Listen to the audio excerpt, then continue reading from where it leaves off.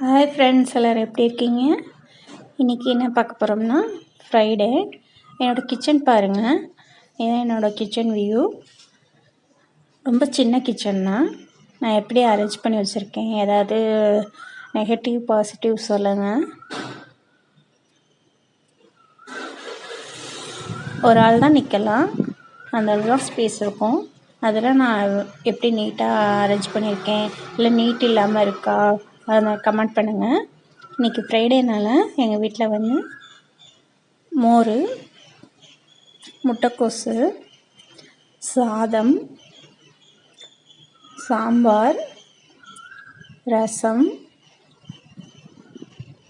அவ்வளோதான் எங்களோட லஞ்சு. உங்கள் வீட்டில் என்ன லஞ்சுன்னு சொல்லுங்கள். என்னோடய கிச்சன் நல்லா இருக்கான்னு சொல்லுங்கள்.